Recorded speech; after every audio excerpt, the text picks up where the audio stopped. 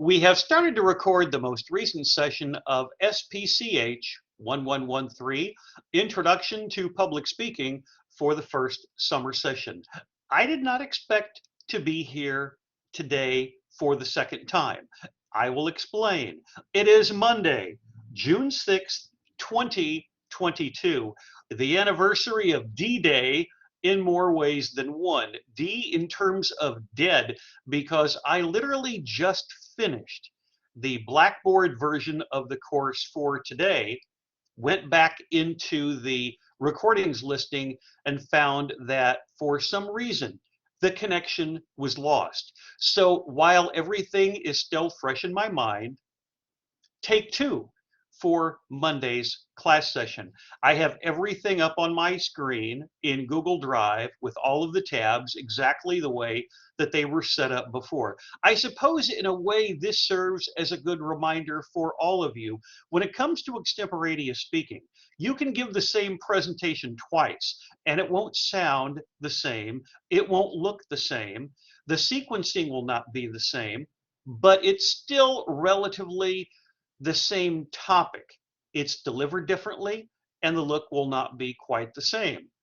But I didn't expect to be back on for roughly about 90 minutes. So we will see whenever I watch this video back later on. And like you, I watch all of these videos in detail with the audio up and with the audio down to check on lighting, to check on eye contact, to check on the authentic persona, whether or not I come across as a professor in a poised manner, because ideally, in terms of conversationality, delivery, I want to practice what I preach with few vocalics, few drop Gs, few issues with grammar, and having nice visual surroundings. So what we're going to be doing today is informative speech research.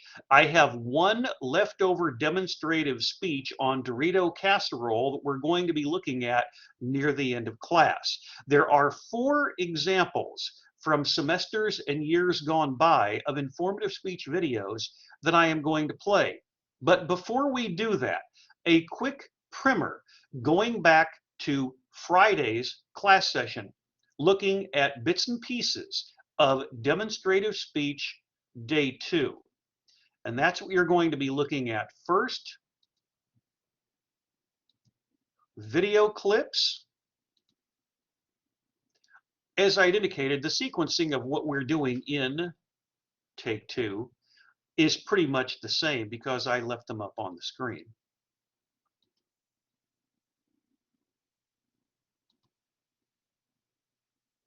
Here's a little bit of Friday's class session. We have started to record the most recent session of SPCH 1113, Introduction to Public Speaking, for the first summer session. Our only Friday of the term. It is June 3rd, 2022. We will continue with the final day of demonstrative speeches today.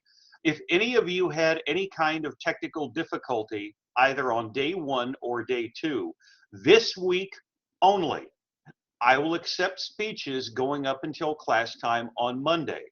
But starting next week, if I do not receive speeches on the day in which they are assigned, it will be listed as a 0.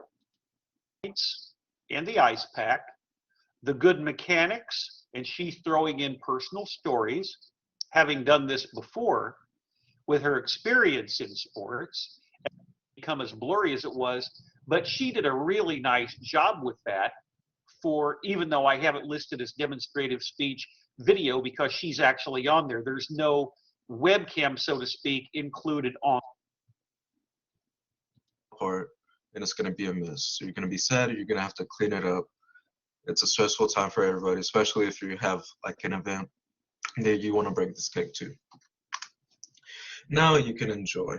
After you wait those usually 30 minutes, that's what I usually do, you can put it into a plate. Transition into the next slide.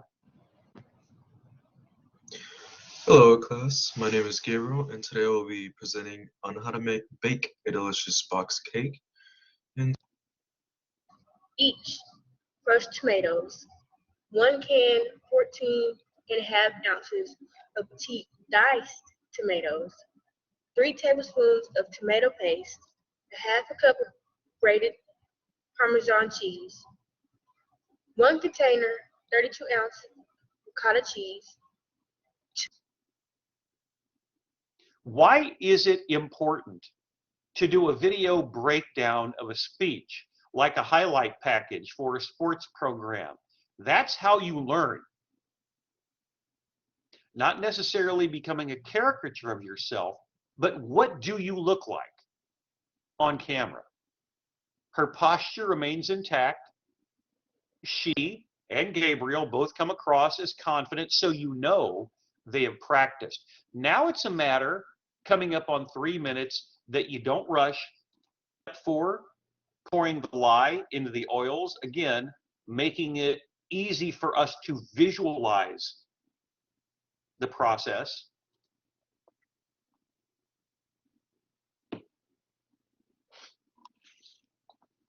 Okay, now we're in phase 2 or step 2 in creating our raw brownie mix. So you want to stir up your brownie mix, your raw brownie mix, the dry one, to make your part on the hill. And you want to make sure that you pull as far away from the road as you possibly can. So therefore, cars going or coming won't be like an effect to you changing the tire.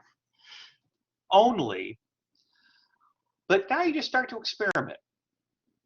What do my graphics look like? How can I change this where if I'm going to keep my graphic here, I make this maybe into 2 lines, or I make how to change on 1 line, a flat tire on the second. Any of you who are on this list who did not give a speech, if I don't have it by Monday, it will be listed as a 0, and you by week, and you'll be fine. I'm not guaranteeing an A or a B, but I am guaranteeing that you will be a more thoughtful, confident, well-researched, and well-organized public speaker, coming across as fluent, authoritative, likable, and knowledgeable, and all of those do matter. Enjoy the weekend. It is relatively short for us as we go to the Monday through Thursday platform starting next week. As for SPCH 1113, Introduction to Public Speaking for the first summer session of 2022. Have a nice weekend. We will resume on Monday with grades being posted in Blackboard at the Grade Center sometime on Sunday night. That concludes the recording session for today. Before we go back to the student preview mode on Blackboard, there are 2 elements that I mentioned in Friday's video that are worth repeating. At the outset, I had indicated if I had not received all of the demonstrative speeches by the end of today, it would be listed as a 0 on Blackboard. And then the other part of this is whenever we are preparing for the informative speeches, make certain that you are following the procedure with day 1 and day 2. The grades are listed on Blackboard, and I thought as a group we did commendably for last week. Now we transition into an informative speech, which is more of a serious presentation, and it involves more research, as you'll see from the 4 examples coming up shortly. But to Blackboard.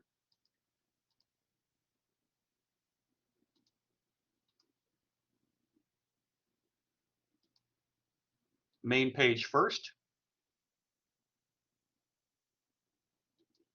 In case any of you, like me, have issues at Blackboard, always remember that I will take the announcement and update this week by week. So there's no misunderstanding or confusion about anything related to the course. And then once we're at the course syllabus, always remember to examine the checklist for your content, for your delivery, for your visuals. It's very important that everyone have their name, the semester they're taking the course, and the course itself on the title slide. All of the presentations you're going to be looking at today have elements of design consistency or extemporaneous quality or organization related to elements on the speech evaluation form. And then whenever we're at the syllabus, keep in mind, whenever we're talking about grades that are listed on Blackboard, those 20 points for each of the presentations, 10 for the self-evaluation speech critique, and 10 for class participation. So it really is a week by week, step-by-step process, noticing how individuals are improving and feeling more comfortable on camera as time goes on. Also remember that at the My Grades area, everything that you do, including last week, is going to be listed right here so you can keep up to date on where you stand grade-wise. And then in terms of tools, and this is something that I had to do on the fly, we are literally in a new class session today, so I am recording this by myself because, as I indicated, there were issues with Blackboard and recording. There are not right now, so I created a new class session. But right here, whenever you scroll down, I have, for the next 3 weeks of the course, listed from 12 to 2, if you'd like to join us live, being with us. The recordings, hopefully, what we're doing today for the second time will wind up right here for session 8, informative speech, day 1. And then back to the syllabus. We've got the course itinerary for this week. We are looking at informative research today, Tuesday topic selection, Wednesday and Thursday respectively, day 1 and day 2. So all of you have one fewer day to prepare for the upcoming group of presentations. But what is an informative speech? Demonstrative is a process intentionally where you're going step by step. It's not necessarily going to be the same with an informative speech, because when you are serving as a teacher or lecturer, your style of delivery is obviously going to be more serious. You're going to use the research or the interactivity to buttress, to give you source credibility for a particular topic. The first presentation we are going to see today is from an individual that you saw during the first week of class. This is Jocelyn Keller. She is delivering an informative speech on her personal experiences being homeschooled. You'll recall that I told you that during the pandemic, Jocelyn was the first person to ever send me a topic by Loom. This is the one.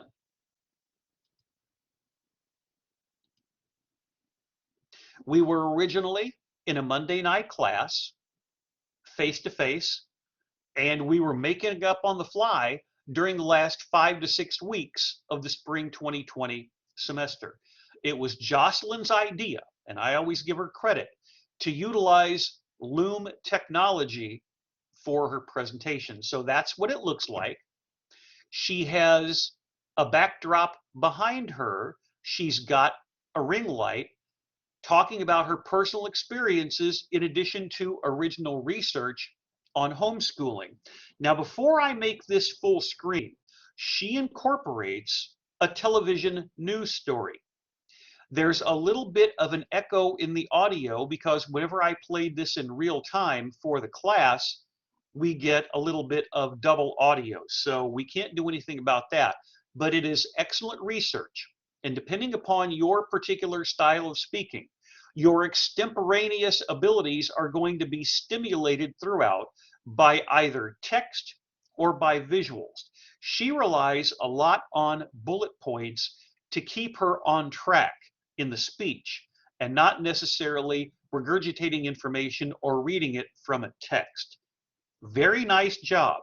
Pay close attention to her eye contact during the informative speech and the improvement that everyone makes week by week in terms of being comfortable, likable, knowledgeable, and spontaneous in real time.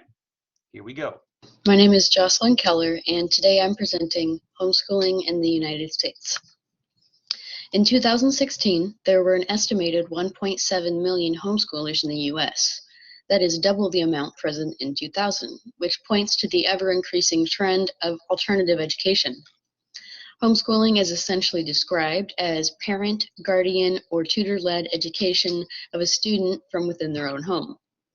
In 2016, most homeschoolers consisted of white or Latino students. Rural areas and families with 3 or more children are more likely to be homeschoolers.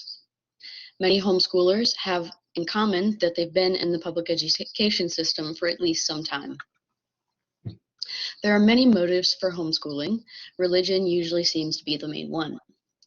In 2012, 64% of homeschoolers had religious motives for homeschooling their family.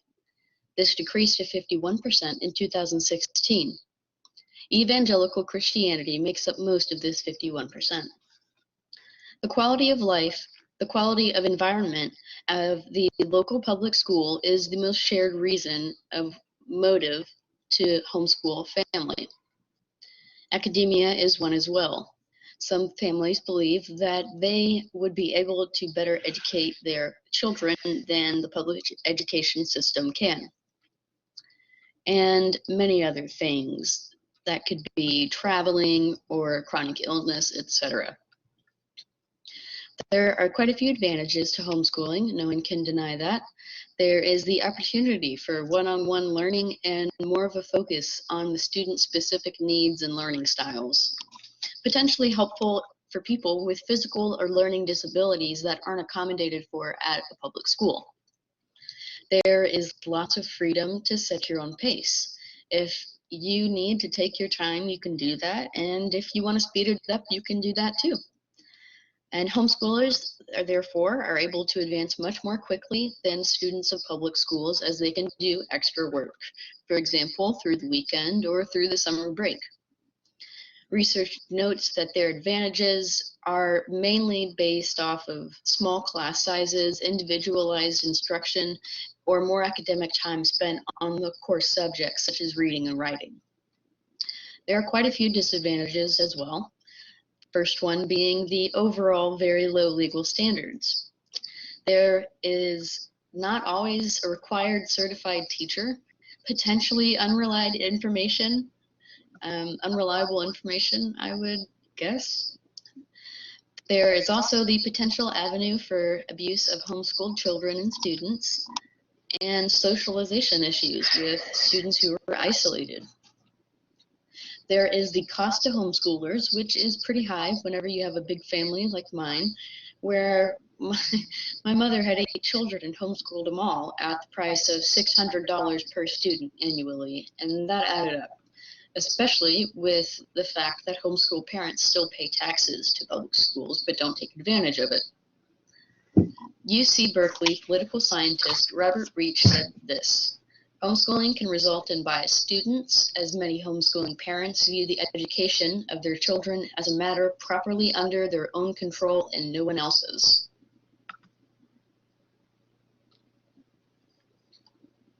Family values to their children also. But a debate is raging across the nation over whether the government has the right to regulate homeschooling. Some states require homeschool students to pass early exams, while 11 states do not even require families to register with any agency in order to homeschool their child. Virginia is considered a state with moderate regulation. Katrina Heck, who homeschools her 10-year-old twins, says it's her right as an American to homeschool. Being an American and enjoying the freedoms that we have here, I'm so grateful that I have the choice of how to educate and train my children, and one of those options is to be at home. But others, like homeschool alumni Sarah Jones, say a lack of regulation leaves homeschooling open to failure. You know, in order to qualify for a teaching job in any other educational environment, you do have to go to college. You have to pass basic tests, and you're subject to oversight. And I don't think it makes any sense for homeschool parents to be subjected to less regulation. Critics also say regulation of homeschooling in the U.S. There are states that require no regulation at all, which is requiring no notice of homeschooling your child. 12 states have no regulation. 16 states have low regulation, which is a mere notice of homeschooling your child to the government. 16 states have moderate regulation, which includes sending a letter of notification to the state, test scores, and a professional evaluation of your student's progress. And unfortunately, there is 6 states with high regulation. They require that there's a notification of enrollment in homeschooling. There's an achievement test score, professional evaluation, plus other requirements, including requirements on the curriculum, the teacher qualification of parents or whoever, or homes visits by state officials. And my homeschooling experience.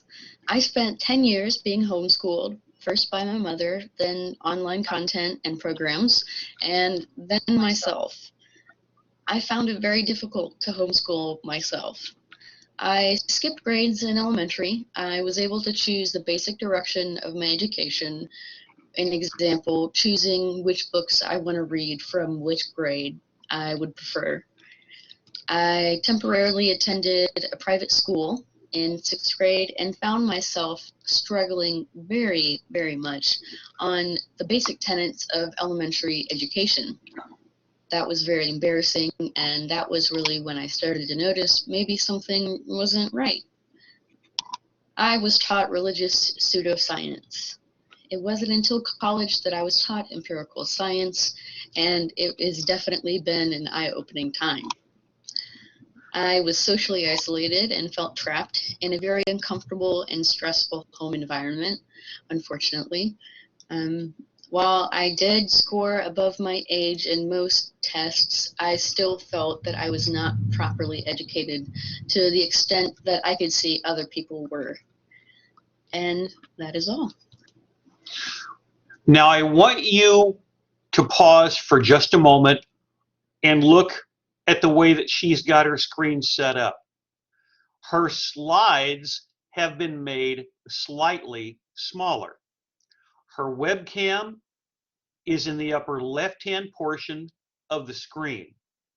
She is more stimulated from an extemporaneous sense by bullet points. The personal stories blended with the research are appropriate in this case for her interpretation of the topic. In informative speech, you can have certain types of opinions, but you're not necessarily coming down one way or another on a topic. She's informing us about homeschooling. She's informing us about the research, including the television news story. She's giving us her personal experience, and she thought that she missed a lot by being homeschooled, including the element of pseudoscience or feeling a little bit awkward whenever she was around individuals. So on this slide alone, for her experience, she's got a number of bullet points. She doesn't necessarily have to talk about every last word on the slide, but it gives her options, and it gives her security in terms of time management to go as fast or slow, or to include or exclude different types of data.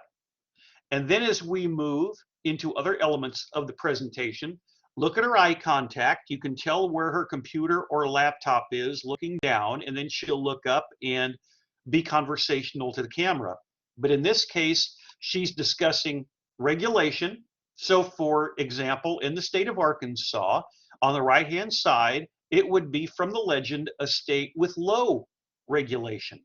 One of the 16 states that have that, there are 12 with no notice, 16 with moderate regulation, and then 6 at the bottom with high regulation, mostly on the East Coast, including Pennsylvania and New York. All of that information, expand or contract, depending upon where she is in terms of her overall time. She can talk about more or less, but not necessarily every last element on the slide. Her face moves, still on the same slide with regulation. You'll notice at the bottom, we're picking up part of the television news story. And that's the individual who was homeschooled that does not understand the dichotomy of, if you are a teacher in the United States, you have to go to college, you have to be certified as a teacher. And It's different when you're homeschooled, depending upon the state you're in. You may not necessarily be trained as an educator.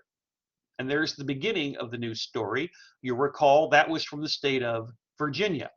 And then we move back. Now, this is where, on this particular topic, she does a smart job in terms of strategy.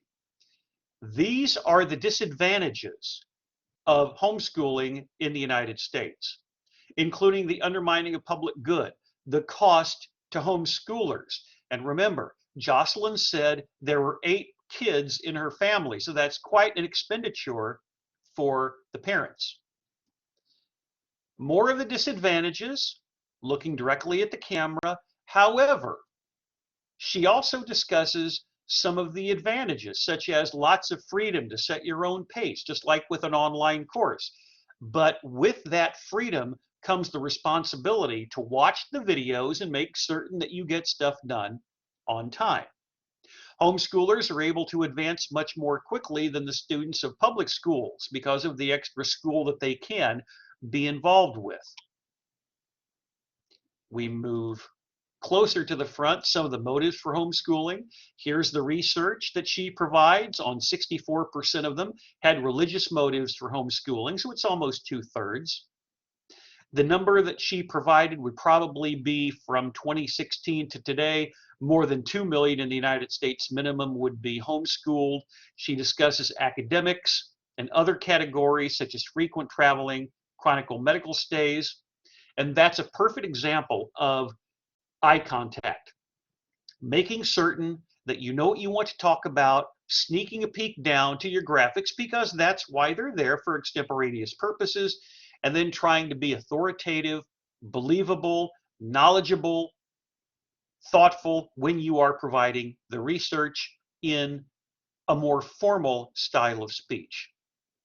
The general information is very important because there are a lot of people who don't really know about homeschooling or may have preconceived notions, such as rural areas more likely to homeschool, more prevalent among households with 3 or more children. Final bullet point, quote, many homeschoolers have spent some time being publicly schooled before or after their homeschooling career began. That's where her personal experience gives her credibility on the topic. Very believable, looking at the camera, and you know that she's practiced. Behind her is some type of uniform screen, and there's no issue with the lighting, and you can see most of her face because that's a relatively tight shot. And here is her eye contact right at the beginning of the presentation. So again, pause. How does she have her title slide set up? Homeschooling in the United States with a photo. Her name, the course, when she offered it down on the bottom. Remember, this was my Monday night 5:10 to 8 p.m. course, cut short by the pandemic in mid-March 2 years ago. She decides to put the graphic in the upper left-hand corner. Like I said a few minutes ago, she's taken her slides and made them slightly smaller, so her visual is not going to obscure any type of text behind her, but she put homeschooling in the US over here on the photo so it doesn't come into play. So that is an excellent example of an informative speech, putting in some personal observations while still focusing on research and a more formally based presentation. Speaking of that, there may be topics where people are learning for the first time about the subject matter. So you have to take it in a step-by-step process and explain it in terms that a novice can understand. And I think Merrick Barrett does a very good job here from the fall semester of 2020 for something that is titled VARC, Learning Styles. Once again, the closed captioning is intentionally off.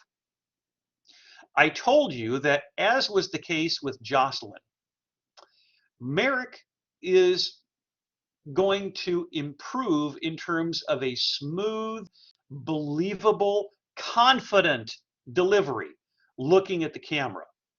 You saw him last week on one of his presentations, and you can also see the improvement that he makes here, looking directly at the camera for his informative presentation. Here we go. Hi, hello. My name is Merrick Barrett, and this is my informative speech on VARK learning styles. So first of all, what is VARK? Well, VARK was a study that was done back in '92 by Neil D. Fleming and Colin E. Mills. It's basically about how your brain prefers to process and synthesize any new information that it receives. So there's 4 styles. There's visual, auditorial, reading and writing, and kinesthetic. So let's break it down a little further. So first up is visual. Visual learners best understand any new information that they're receiving through the use of images, maps, and graphic organizers, things like that. So an example would be you're in geography class and you see a map of Europe, and you can see France and Normandy and the Blitzkrieg line, and you're really retaining a lot of the information that's being delivered to you through that. Might be a visual learner. Another one would be you're headed to your 3 o'clock English class, and on the wall you see a poster of Edgar Allan Poe. It's got his name, his date of birth, when he died, perhaps a few works that he's notable for, and then maybe a quote or two, and you really understand that and pick that up, even though it's all surface level. Next time you're in class, somebody asks you, hey, what do you know about Edgar Allan Poe? And you're able to fire off all that information. Might be a visual learner. There's auditorial. They best understand everything through listening and speaking. So this right here, me speaking to you, and if you're able to pick up on this, might be an auditorial learner. But what's interesting, I think, more about it is that you are also, as somebody who is learning something, you pick up on speaking about it because your brain has to take in the information first, and then you have to turn it into a word to project out into the world. And doing that action, you subconsciously understand it more. So if you ever find yourself reading a book and you sometimes say things aloud, that might be that kind of switch turning on to help you understand it better. It's auditorial thing. Then there's reading and writing. They learn best through words. And while I think previously I said whenever you read something, you read it aloud, you learn it a little bit more. Reading and writing is just, it's all about reading it and writing it, kind of the inverse a little. So say you're in Dr. Murphy's class and she is giving a lecture on Bismarck of Germany, and you best understand everything that's going on through your notes, not even necessarily recalling the notes, but just simply the act of doing the notes. That is a very, very big reading and writing style. The other would be something that maybe wouldn't come off so much as one that would really benefit from reading and writing, and that would be like something like fitness. The act of, say, doing a nutritional log and really understanding the exact makeup of, the macros of a cup of Greek yogurt, really understanding what's in there by simply writing it down on a log all the time whenever you're tracking your fitness gains and things like that, would be a style of reading and writing learning. And lastly, is kinesthetic. That is best learned through the tactile representations of information. That is doing whatever. So blue collar jobs is one of the big examples I can think of. And while there's a lot of skills within an electrician needs to know before they even get to the job site, there's a lot of things that you just have to pick up by doing. And the people who are naturals, whenever they first see somebody do it and they do it themselves, that would be indicative of a kinesthetic learner. Same thing with fitness. I can tell you, take weight, lift weight above your head, hold it there for 5 seconds, and then let it down and repeat until you can't do it anymore. Okay, sure, but what do you really learn from any of that? If you're not a kinesthetic learner, that is.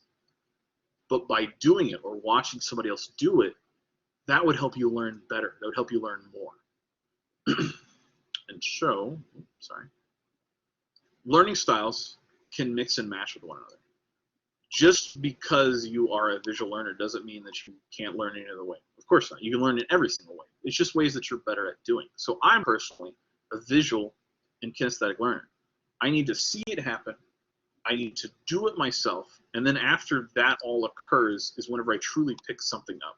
And so some things you really can't have that, right? History, I think, is probably one of the bigger ones. I can't reenact moments of history. Well, I guess I can, but I'm not necessarily going to learn better through that.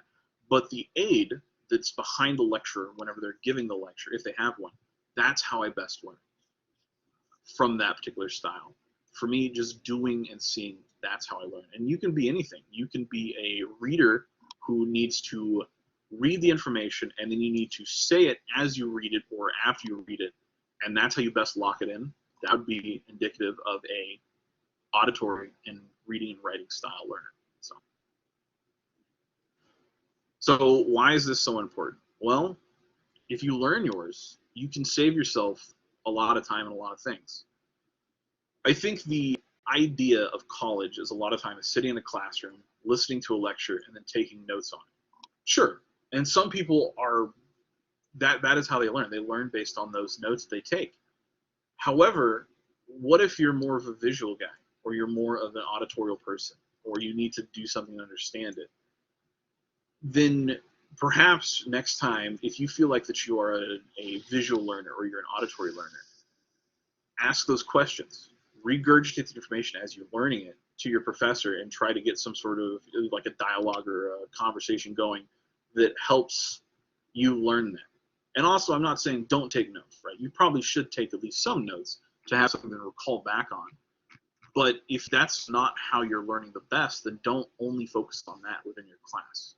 Maybe try to take the PowerPoint, ask and see if you can see the PowerPoint, and you can study off that for your next exam. Things like that.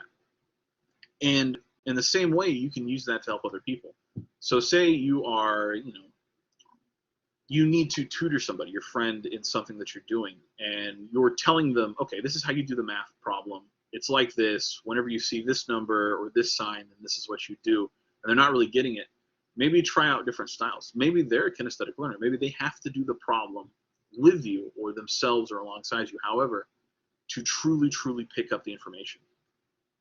I think if you were to understand your style, figure it out earlier within your academic career or even your professional career or outside of whatever else, I think that can really help you save some time and better understand what you're learning. So, anyways, that's VART.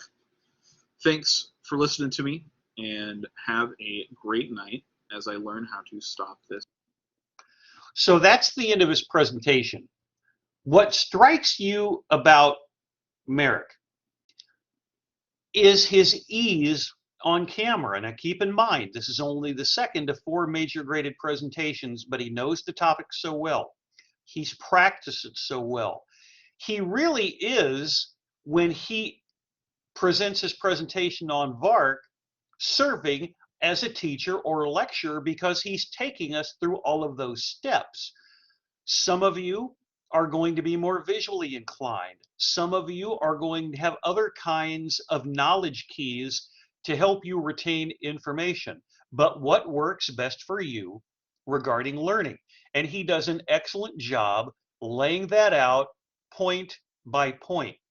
Sometimes with more research, sometimes with personal experience, but always in a thoughtful, well-researched manner. For instance, right here, right at the end, he's got a tip: learn yours, help others. Then as you move back, look at his eye contact, looking down at the screen, and then we'll look back up at the webcam. Perfect example right there. Still on that final slide, looking directly at the camera. Learning styles mix and match with each other. He is both a visual learner and a kinesthetic learner, but terrible at retaining information. That's why some people will see the text on the screen and use that as a VARC style. Somebody might look at other information differently or repeat. Some students will watch course videos more than once. Sometimes they'll scan through them, but whatever works for you, especially in this case with an online course, is most appropriate. Again, eye contact, dead center to his webcam. Moving on in reverse chronological order, the kinesthetic learning style, tactile representations of information. whether it is on the job or fitness. That is the best way, according to his interpretation, the K in VARK to learn. With the R being reading and writing, they learn best through the use of words, note takers, looking directly at the camera again, fitness and history. And you'll recall in one of these examples, he actually mentions an SAU professor by name and how you can learn from her course. Still on reading and writing. The A is auditory learners, best understand new content through listening and speaking. And two particular examples, a biology class where you give a report, or a speech class where you listen and watch a presentation. A lot of people are auditory. And then visual. Now, many people might have 1, 2, 3, 4 of the VARK learning styles or combinations of each, as he indicated with one of his final comments. Visual learners prefer the use of images, maps, and graphic organizers to access and understand new information. So he's got what he amounts to bullet points for geography in World War II and a poster of a famous author for English. Notice what he has done. Let's go to the back. He's not relying on a lot of text. Now, that was his last slide. Learning styles can mix and match with each other. He's both visual and kinetic, but he doesn't necessarily retain information well. Okay? Eventually, we will come back to the K, kinesthetic, the R, reading and writing, the A, auditory, or the V, visual. And then you come back to the beginning of the speech, and there he is looking directly at the camera. So he has gravitas. He has an authoritative style. He is believable because of that blend of research, quality graphics, the design consistency all the way through, and the research that he provides with personal examples. So those are two recent informative speech topics. But let's take a look at 1 year ago this week, first summer of 2021. Occasionally, informative speech topics can be historically based. And this one is focused on ancient civilization.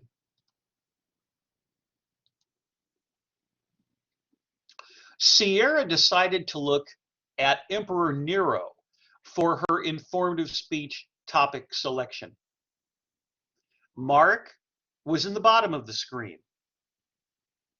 Jocelyn was in the upper left-hand portion of the screen. Sierra has decided to go upper right, and like Jocelyn, she has a uniform backdrop behind her. I can't tell. Looked like Jocelyn had some kind of curtain behind her. Now, she just may be behind a uniform color of a wall, but there's nothing that calls attention to itself in terms of lack of lighting.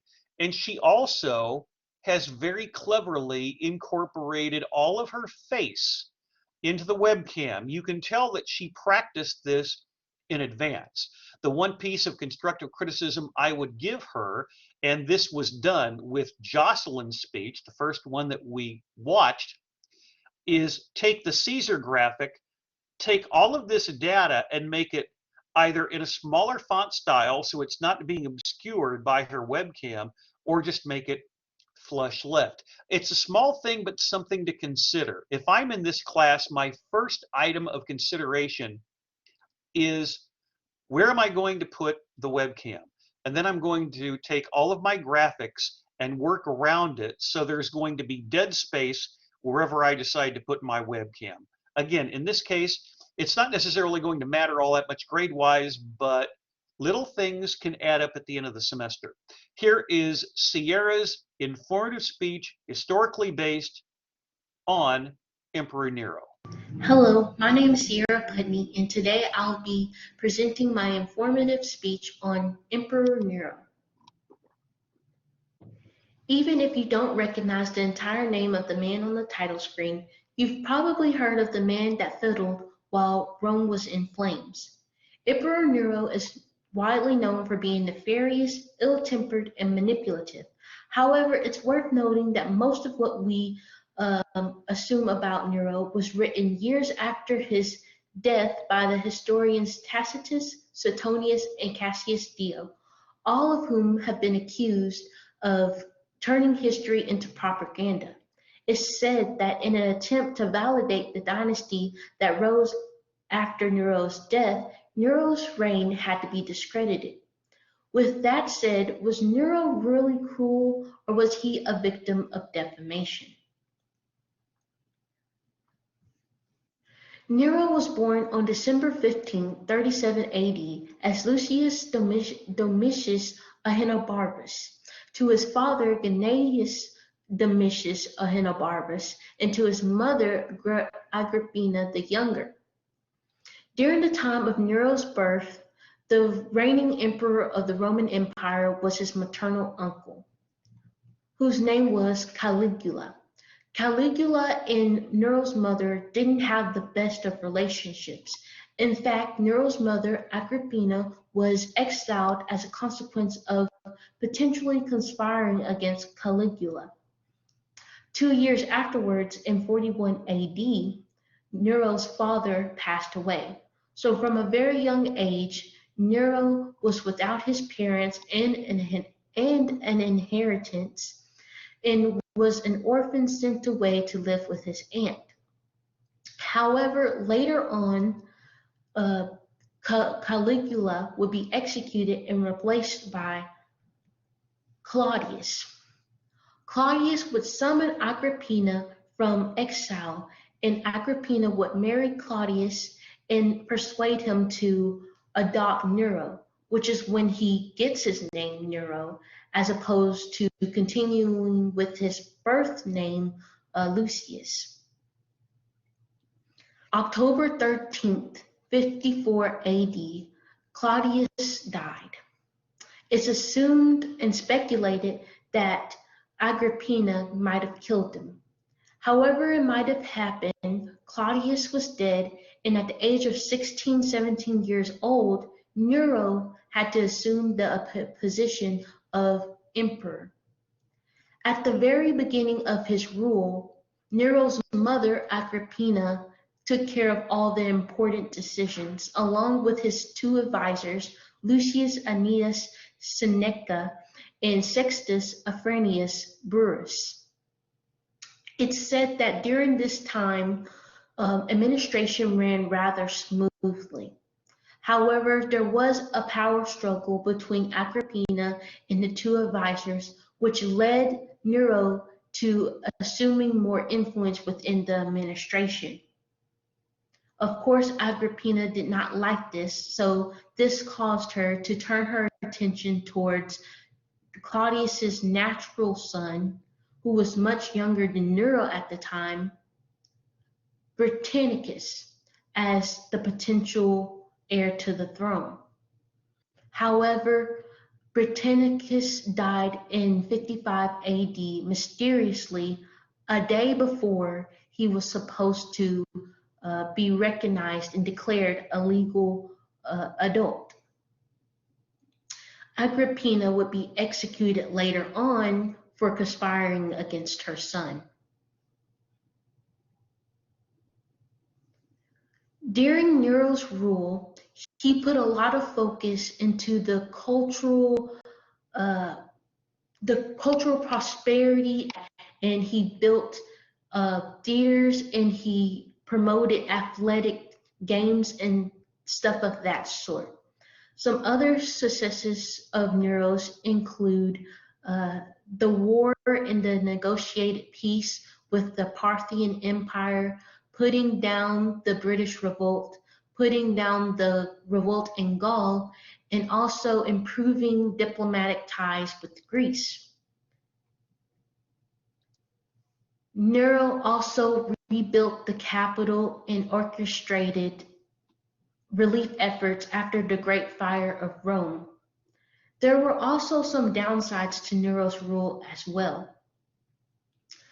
Though it's not true, like some suspect, that Nero started the fire or that he was dancing around and fiddling while the fire was roaring, It is true that he placed the blame on the Christians. This led to the horrific and terrifyingly horrific persecution and murder of Christians. He also was very insistent about exterminating people that he thought were plotting against him. As a result, many people within his political circle were executed.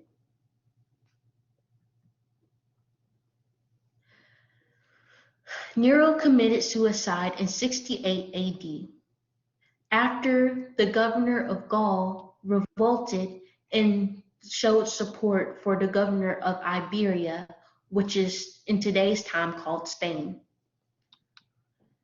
After some time, eventually, that is, Nero lost the support of the Roman people and was declared an enemy of the state. And this led to the death of Nero by suicide. So the question is, was it all propaganda or was Nero really cruel? The answer might simply be it's both. Nero was cruel in the sense that he did cruel things in order to benefit himself, but he also helped Rome prosper. It's also best that we also acknowledge that people took advantage of his cruelty in order to benefit the next dynasty after his death. Thank you for watching. Hello, my name is Sierra. And then when we get to the end of the presentation, and I'll play this in real time and pause it. It's also best that we also acknowledge that people took advantage of his cruelty in order to benefit the next dynasty after his death. Thank you for watching. She establishes and maintains eye contact most of the way through, which is impressive considering the fact that Sierra is doing an historically based topic with a lot of international research. The subject matter is not something that you can easily either memorize or be extemporaneous about, which is the relevance behind the design consistency of the text, whether it be the headlines or what she has underneath or the visuals, helping her with her eye contact, look directly at the webcam, keeping the extemporaneous quality, as you can see here and here, with the persecution of Christians with the two graphics, and here, success in war and battle. Where's she looking? Directly at the camera. And she's got 3 different graphics here and 4 bullet points. All of that is going to help her explain the relevance of Emperor Nero as a global figure during his time and why he resonates to this day from an international civilization standpoint. Here you've got some of the other folks who are close to the throne with 2 different visuals, 2 mini paragraphs, but where's her eye contact? Directly at the camera. There she's looking just off when she is examining Nero as Emperor of Rome.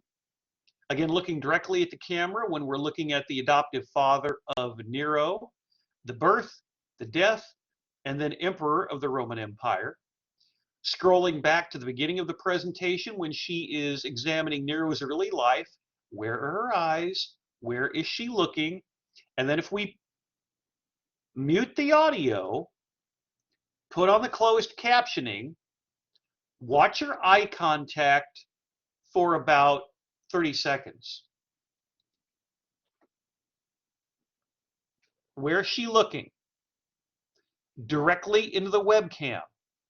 And that shows you that she has practiced on numerous occasions, scrolls to the next slide, talks about Caligula, who is Nero's uncle, but still maintaining, as you saw, previous to this, VARC Learning Styles with Merrick, and previous to Merrick, the homeschooling presentation from Jocelyn, eye contact throughout the speech. Very impressive, which shows that you've done your homework. And let's take off the closed captioning. Eye contact as she is starting her presentation. So with those three examples, Jocelyn from the spring of 2020, Merrick from the fall of 2020, and as you can see on the screen, the Emperor Nero speech, first summer 2021 from Sierra Putney. Very nice efforts from each of those three. But I wanted to include something for the record that was truly historically based. Ever since I've been a college professor, I have either had an interactive classroom, whether it be face-to-face or online as we are now, but video with my mass media background has been an essential element of my academic career, which is why for a number of years in non-interactive classrooms on the SAU campus, I would videotape all speeches. This is the first interactive presentation that I ever had in a class where someone was giving their speech on a computer. You take it for granted now, but this was a computer-based speech on the information superhighway, which you know as the internet. It was during the first summer session, not 2022, but in 1994. The speaker is Andrei Muljati. He is talking about revolutionary technology on the horizon in 1994, and it is the information superhighway, what of course you know as the internet. Quote, "It is the first interactive presentation in a section of Reppert's basic course." He's taken a computer from another area on campus, brought it into the classroom, and he is presenting from the computer. So what I am going to do, because this presentation is quite long, I am going to break it down into the first 4 minutes and the last 4 minutes. And then afterwards, I'm going to tell you what Andre is doing today. Closed captioning on because the audio is analog, but you can still hear him clearly. Information Superhighway, first summer, 1994, informative speech. The first 4 minutes, and then I will scroll to the last 4. Here we go.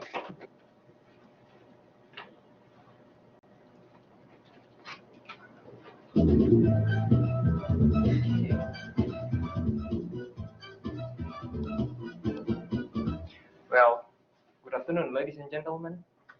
Today I'm going to discuss about the information superhighway. As maybe some of you still remember that Mr. Reppert mentioned that information superhighway. So, do you think maybe any of you have some idea what is on earth is he talking about, information superhighway? But anyway, today I'm going to discuss about it.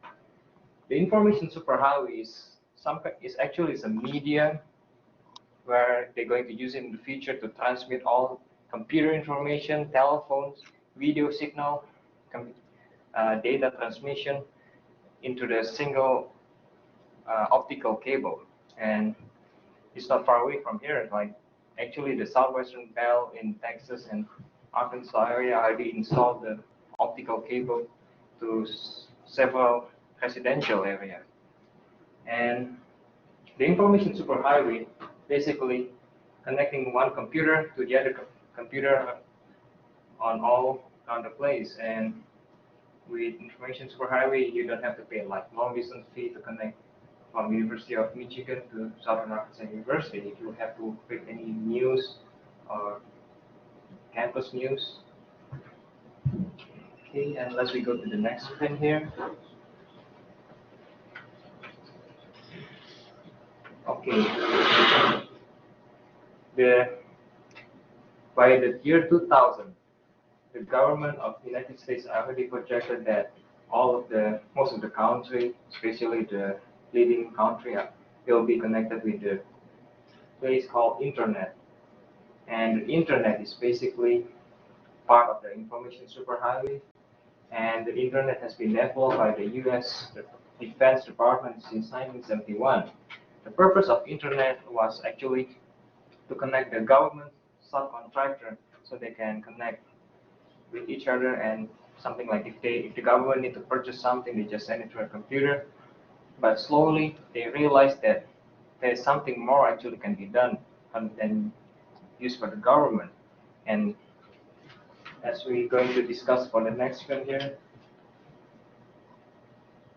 a lot of university today connected with internet already, and each university can transfer the data with each other, with the government or the big company, something like Exxon, IBM.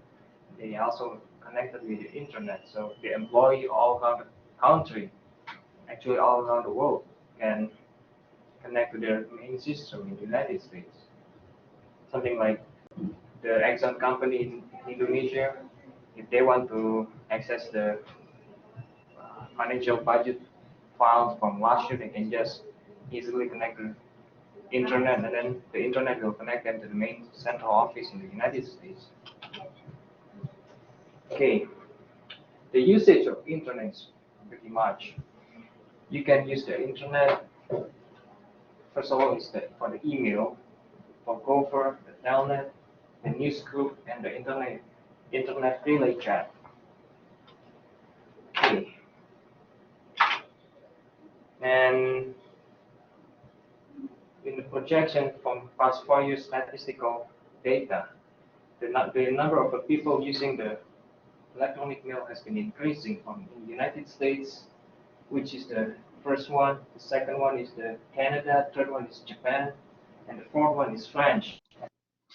Now I'm going to leave it there for just a moment, because what you're looking at is the most sophisticated technology that we could use for an analogous PowerPoint or Google Slides presentation in 1994. But what's fascinating is how many things that Andre got right in the introduction of a speech, and then what you hear in the last 4 minutes of the speech. You can also see that video recorders in 1994 were not necessarily user-friendly when you're trying to shoot a monitor. I can't get in too tight because the picture starts to get blurry. So I go to a medium shot so you can at least see something on the camera. But that's Andre introducing the information superhighway, and the internet really did not gain popularity because it's been around, as he said, since the time of the 1960s, when Sir Tim Berners-Lee came up with a protocol for the World Wide Web in 1989, making it more practical to use the internet for the World Wide Web. And now with Marc Andreessen and technology that allowed video and other graphics to be shown online, it makes it a lot easier for people to access it today. But let's go now to the final 4 minutes of his speech. That's exactly 4 minutes from the end. And let's check out his conclusion, because what he's doing is the essence of informing. And what we foresaw in 1994 from an historical basis did come to fruition in 2022. Did we foresee social media? Did we foresee different types of electronic payments or email, as we're looking at here from his explanation just before we go to the final 4 minutes? And here it is. And you can see yourself how it looks like with that suit.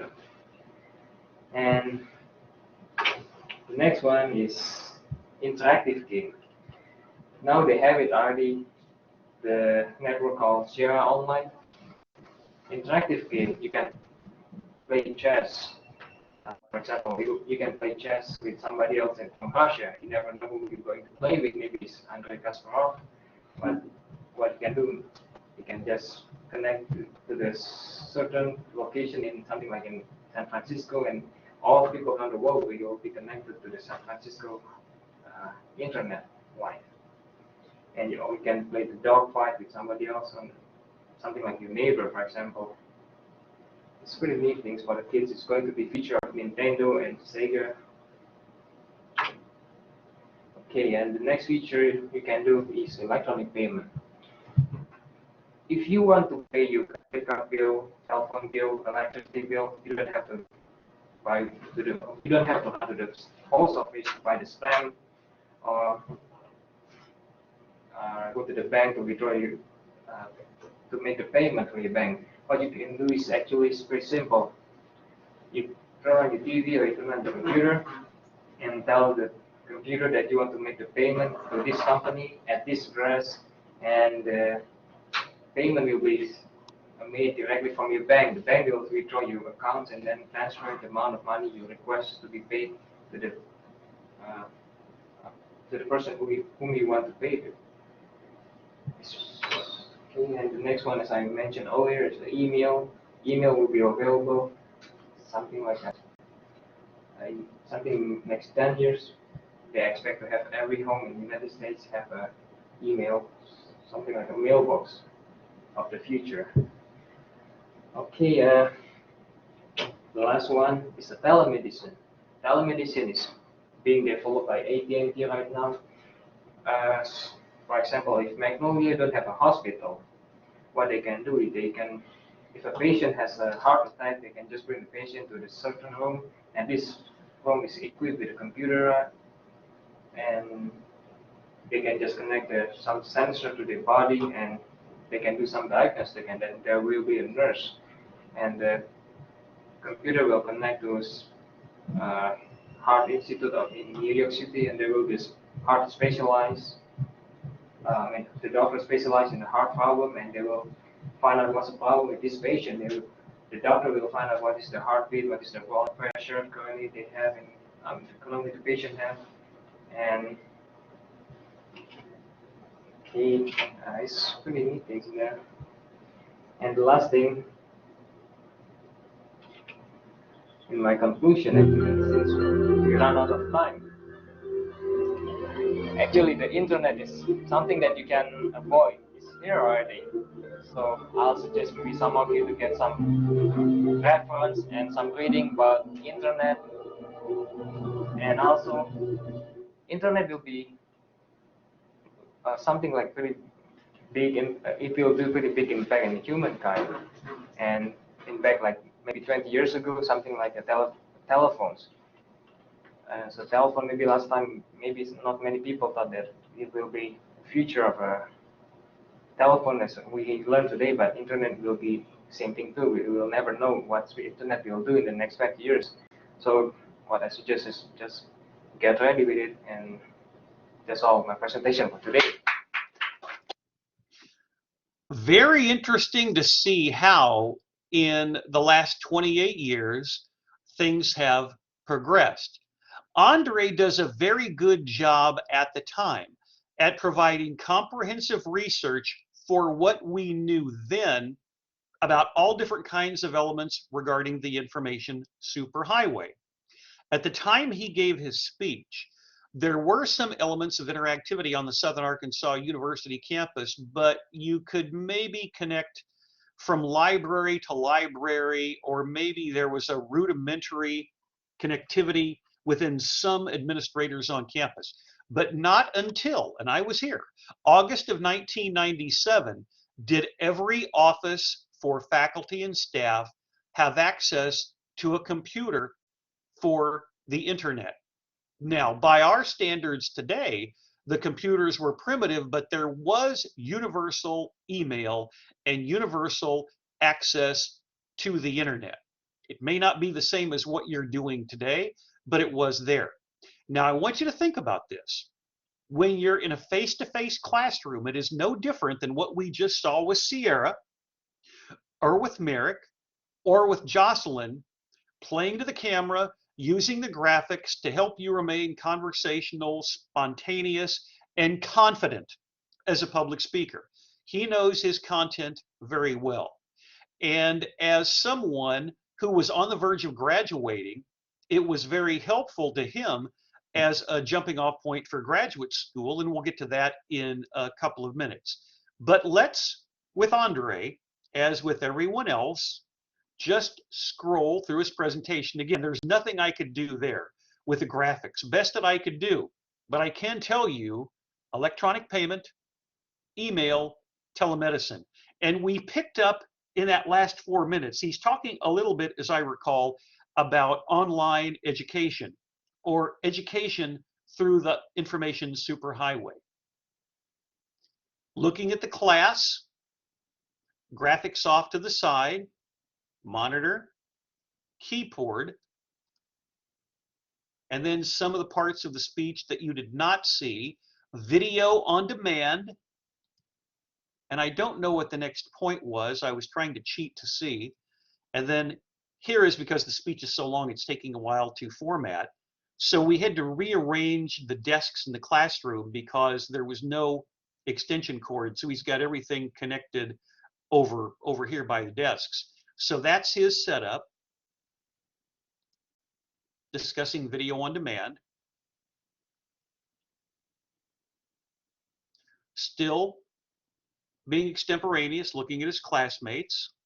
Now at the 5-minute mark, within arm's reach of his computer, the same way all of you are, maintaining commendable eye contact throughout the presentation, having what I call, if we're in the classroom, an oscillating fan analogy, moving your head back and forth like an oscillating fan to look in all different areas of the classroom.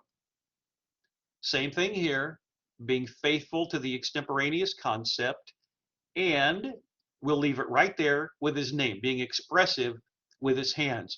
Really outstanding research and delivery for a topic which many of you are using all the time, including for this class, the internet. So what is Andre doing in 2022? I told him a few years ago that I had saved this presentation and was showing it to certain classes. And he was very enthusiastic about it because what he does, even though he was not a mass communication major, the basic public speaking course is something that many students take as part of general education, whether it be here or, like some of you may take it for a transfer. But in 2022, this is where Andre Muljati is today. Like I said, we've kept in touch. Here is his profile on LinkedIn. In 2022, Andre is the head of modern trade at JTI, Japan Tobacco International, in Jakarta, Indonesia. And this is part of his profile, where he is competent in both Thai and Mandarin. He went to high school in Canada. There is his experience for Japan Tobacco International in Jakarta, Indonesia. Previously, he was in Bangkok, Thailand. He's worked for Philip Morris, L'Oreal. You'll know that for cosmetics. After he graduated from Southern Arkansas University, literally not long after he took my class, he went to the University of Dallas. At SAU, he was a business major, got his business degree. As you can see, he went to high school in Canada, got his bachelor's degree from SAU, his master's degree from the University of Dallas. And that is what Andre is doing today, using his public speaking skills on a regular basis for his position as the head of modern trade at Japan Tobacco International. Responsible to strengthen strategic partnership with national key account customers, build MT organization capabilities, deliver sustainable top and bottom line growth. So it shows that no matter what you do or where you go, whether you're a major or whether you're not, I will track you down in a positive educational fashion. So that now brings us to the final demonstrative speech. I told you that leftover demonstrative speeches would be played at the end of class today. And I have a cooking speech from Ms. Wright that I did not anticipate I would be playing this for the second time today. So I have seen this before. And for those of you who did not have lunch, I apologize in advance because she has very attractive food visuals, which is actually a very positive thing. We will wrap up class today, and I've been checking my SAU email address and my Yahoo account, but to the best of my knowledge, this is the final demonstrative speech, and I told you I would play them today. And this is how to make Dorito casserole.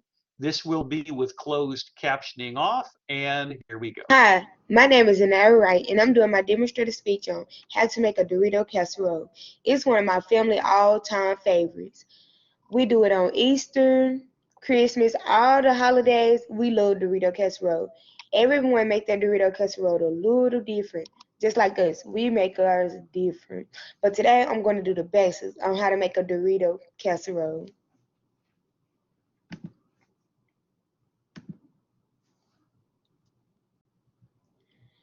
The ingredients you will need: a pound of hamburger meat, a bag of Doritos, a can of cream and mushroom, a pack of shredded cheese, a can of rotel tomatoes, and an aluminum pan.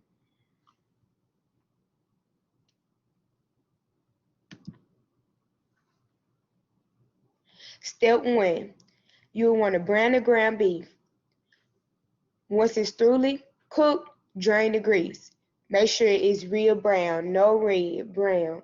And once it's real brown, please drain the grease. Nobody wants to leave the grease in the ground beef. Step 2. Add the rotel tomatoes to the ground beef and the cream of mushrooms. You do both of them together.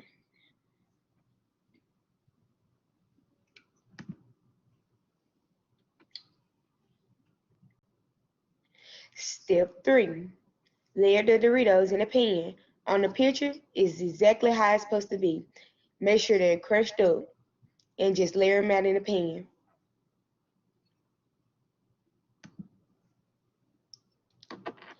Step 4. Layer the meat mixture, layer the shredded cheese twice. Do it twice so it can be full.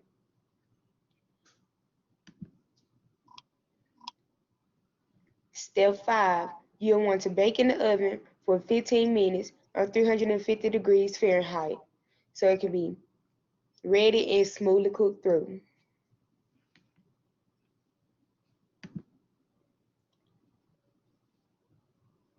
The last step is going to be done. On the right is kind of showing how a Dorito casserole is supposed to be, but I'm going to show you this video on how someone else made theirs, and yeah. It's basically the same, but theirs just a little different from how we make ours. Hey everybody, and welcome back to my channel. So today I'm making a Dorito casserole, and first thing But she I'm do all the doing is steps burning right. some ground beef. And once it gets done, we're going to drain all the grease out, and we're going to add a package of taco seasoning, and just add the water that See, the we don't package use calls taco for. season.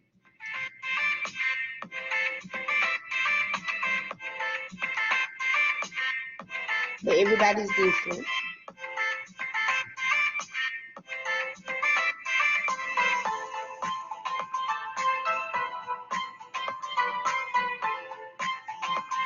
But the meat is brown all the way through. And she drained her meat. The next thing I'm going to add is about a half a can of refried beans. And you don't have to add these, but we just really like refried beans, so I decided to add them. And we're just going to give that a really good mix.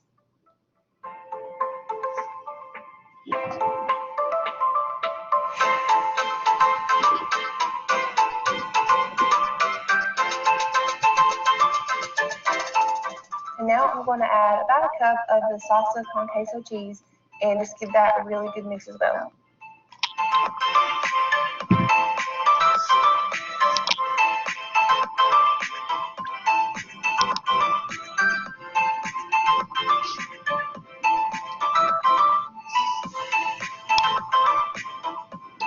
Once everything is mixed together, I'm just going to let it simmer for a while.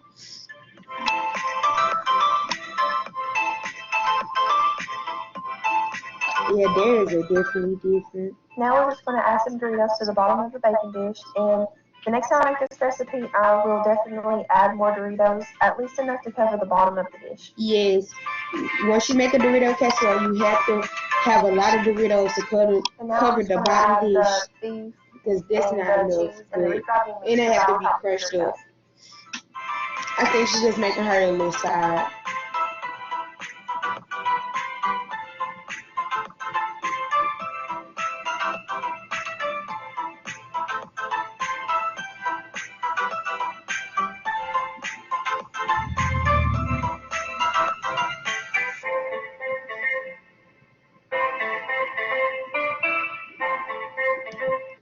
Okay, that's kind of how you make it, except you want it better in the oven, like on the picture on the right. That's really how you make it. I was just trying to give a like an example on how you could kind of make it by her doing a video. I kind of wish I had a video of me doing it, but the next time I'll make one and show you guys. That's the end of my presentation. Thank you. So that's the end of her speech. And what I appreciate is that, as I'd indicated last week, pause, 1001, 1002, 1003, then go ahead and wrap things up. And what I also like is the incorporation, similar to what Jocelyn had for the homeschooling presentation, the interactivity from the video. That helps a lot. And it also, with many graphics in the same way, gives you security from a time management perspective, because you know that if you include this visual, it's going to add a minute or 90 seconds to your speech, and you can talk over it, as she did, before the voiceover to the video came on. I think from the standpoint of delivery, there are a couple of things that need to be worked on. I did hear gonna, I did hear kinda. Right at the end of the speech, you dropped the G with doing, but those are all correctable issues. I thought you came across in a very likable, thoughtful manner all the way through. Really excellent graphics going step by step through the process. A piece of constructive criticism, you remember when we saw Sierra's speech on Emperor Nero, she filled the webcam with her face. So for all of you, as time goes on, you'll want to make sure that you move your face, ideally where your eyes are in the upper third of the screen. So you can fill the webcam with your face. It's a small thing. It's got no bearing on your grade now, but it's something to consider as you're practicing for the rest of your presentations. So there is step 7. And as we go back, let's put it right there. You can see the video playing. It's almost 5 minutes, but you can do a combination of letting some of the music play or let the voiceover on the video play, or as she did, go ahead and talk over it. And then we move back to other elements of the process. Still on step 7, putting the beans in, watching the video play. And as you can see, it hasn't started yet.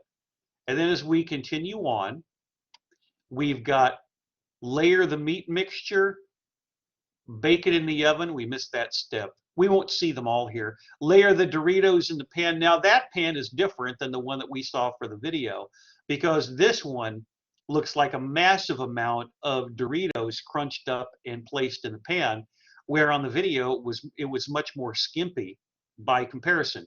And then we get to their step 2, the Rotel. I'm from the Midwest, so I had never heard of Rotel until I moved south. I grew up on a farm in central Illinois. I had no idea this existed. And the cream of mushroom condensed soup, which are the other ingredients. And notice that we paused it in a proper place because she is smiling when looking at the camera. And then moving back to some of the ingredients again, notice her eyes, notice her face. She is trying to be conversational and doing a good job. All of the ingredients with the bullet points, you don't have to mention them all. It all depends upon what you feel at the time. And let's get back closer to the beginning, see if she's looking at the camera. And let's go ahead and mute the audio, put it in closed captioning, and watch the first 30 seconds and check for complete sentence structure. The artificial intelligence, as you're well aware, for either Loom or for YouTube aren't necessarily going to be perfect, but it's still relatively close. Now, there she's being expressive.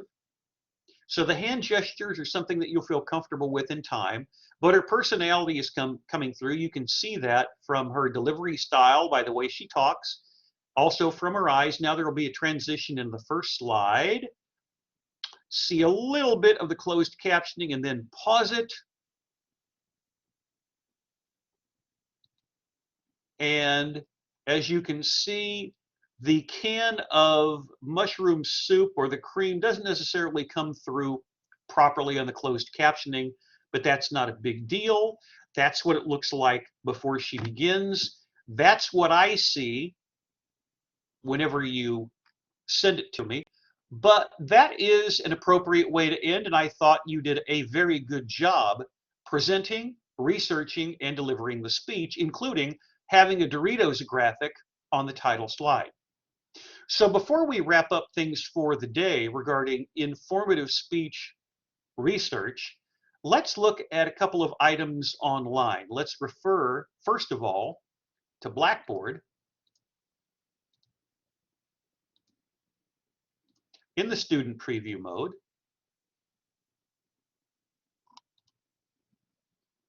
And what are we going to be doing tomorrow? From the course itinerary, we are going to be looking at informative speech topic selection, followed by the speeches coming up on Wednesday the 8th and Thursday the 9th. And with that in mind, we go back to syllabus, click on the speech schedule, because all of you have one fewer day to prepare your presentations. So those of you who are informative June 8 have everything ready by class time on Wednesday. Those of you on day 2 have everything ready by class time on Thursday. But of course, we're now in the rotation of the 8th, the 15th, and the 22nd, the 9th, the 16th for day 2, and the 23rd. So now it'll always be one full week to prepare.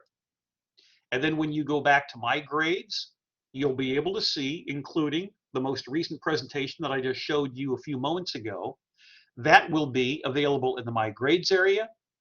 And then when you go to Tools, this video, the unintentional second take, we're now at roughly about 3:38 on Monday afternoon, is going to be right here on top. Will be listed as session 8. But a reminder, if any of you ever want to join me live, we've got right here Tuesday, Wednesday, and Thursday of this week for informative, and next week Tuesday, Wednesday, Monday, Tuesday, Wednesday, and Thursday of this week for informing, and then Monday, Tuesday, Wednesday, and Thursday of next week for persuading. And down here is the session that I had to create special because of the technical issues on Blackboard. And of course, always keep in mind at the beginning, I refresh this message every day so there's no confusion about any items that are related to the course. If you have technical issues, you need to talk to the technical folks at SAU, because that's not something I can really address. Two more elements to look at before we leave today. Twitter's first. You're more than welcome to examine this social media platform under the hashtag of the course.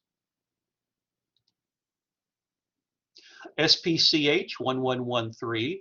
This is a tweet that I sent out after class on Friday, after our only Friday session of the summer. A screenshot of all of the videos that are available to you to access, and I strongly encourage you watch these in full, in part, combination of both, because that repetition is going to come in so handy. And then as we scroll to the top, you'll see a familiar face from the first day of the term. But this is what I wanted to focus on right now. The website screenshot, because at my website, now this is what it looks like on Google Drive, but all of these videos, Tuesday, Wednesday, and Thursday of week 1, Tuesday, Wednesday, Thursday, and Friday of last week are available for you to watch. And then there's one more thing that I want to go to, and that's my website. I want to make certain that no matter what platform you're using on your computer, you can find whatever is necessary to complete the assignments and send them ideally to my Yahoo email address. But this is my website.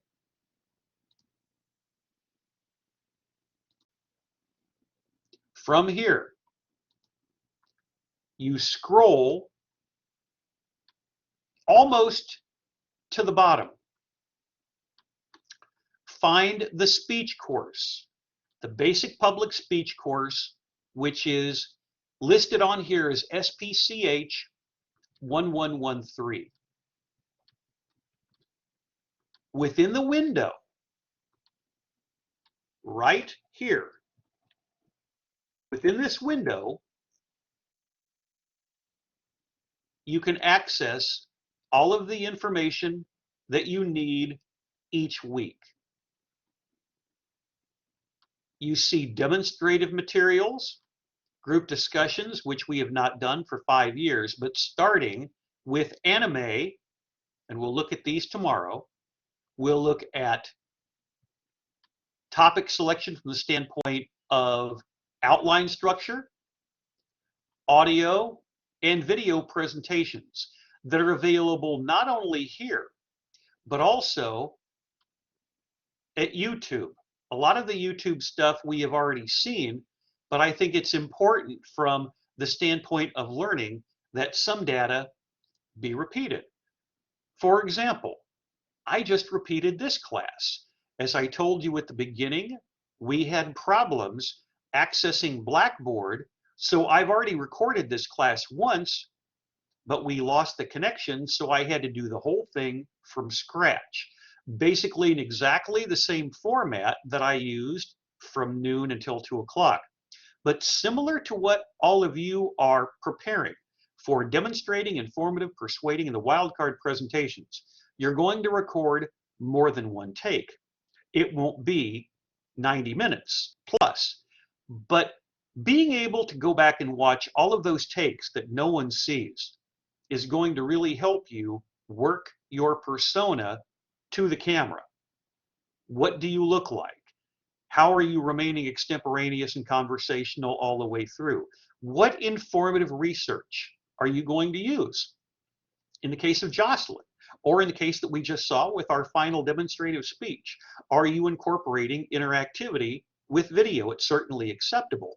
But that's what we'll be looking at tomorrow for informative speech topic selection. Doing a lot of the same things that we do each week for topic selection from the standpoint of research, outline structure, PowerPoint, Google Slides, whatever is going to help you inform the audience on the topics of your choice. But please make certain that you're watching all of these videos, because just from the folks that you've seen today, there is obvious improvement, and it's nice to see. And that'll be the same way with all of you as well. So hopefully this recording will stay online. As for take 2 of SPCH 1113, Introduction to Public Speaking, for the first summer session, I am out of breath. It has been a long day, but I have been extemporaneous and conversational, and ideally no vocalics or drop G's. On that happy note, that concludes the recording session. Been such a long day, I can't cross my fingers. That concludes the recording session for today.